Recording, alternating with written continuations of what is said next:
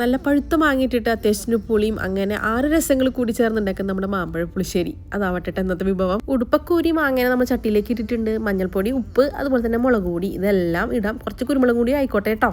തൃശ്ശൂർ ഭാഷ പിടിക്കാത്തവർക്ക് ഇടയ്ക്കൊക്കെ ഇങ്ങനെയൊക്കെ ഒന്ന് പറയാല്ലേ.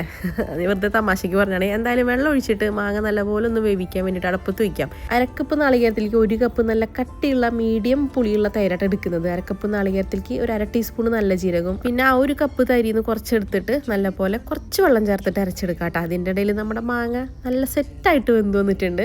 നമ്മുടെ അരപ്പൊഴിച്ചിട്ട് മീഡിയം ഫ്ലെയിമിൽ വയ്ക്കാം. തിള വരുന്ന സമയത്ത് നമുക്ക് കുറച്ച് ശർക്കരയോ പഞ്ചസാര ചേർക്കാം കേട്ടോ. നിങ്ങളുടെ ഇഷ്ടത്തിനനുസരിച്ച് മധുരത്തിൻ്റെ ടേസ്റ്റ് അനുസരിച്ച് ചേർത്തോ. നമ്മുടെ മാമ്പഴ പുളിശ്ശേരി സെറ്റായിട്ടുണ്ട്. ലാസ്റ്റിൽ കടുക്, ഉലുവ, വറ്റൽമുളക്, കറിവേപ്പിലയും കൂടി പൊട്ടിച്ച് താളിച്ചൊഴിച്ച് കഴിഞ്ഞാൽ നമ്മുടെ അടിപൊളി മാമ്പഴ പുളിശ്ശേരി സെറ്റായിട്ടാണ്. നല്ല കട്ടിയുള്ള അത്യാവശ്യം പുളിയുള്ള തൈരാണിട്ടതിന് നല്ലത്. പിന്നെ നല്ലപോലെ ലൂസായിട്ടുള്ള മാമ്പഴ പുളിശ്ശേരിയോട് എനിക്ക് താല്പര്യമില്ല. അപ്പം നിങ്ങളുടെ ഇഷ്ടത്തിനനുസരിച്ചിട്ട് കൂട്ടിയോ കുറച്ചോ എങ്ങനെയാണെന്ന് ഉണ്ടാക്കാം കേട്ടോ. അപ്പം നമ്മുടെ ചോറിൽ കൂർക്കപ്പേരി, കുഞ്ഞഞ്ചാള വറുത്തത്, മാമ്പഴ പുളിശ്ശേരി. അപ്പം അടുത്ത റെസിപ്പി ആയിട്ട് വരുന്നവരെ നമ്മുടെ മാമ്പഴ പുളിശ്ശേരി ഇവിടെ കിടക്കട്ടെ.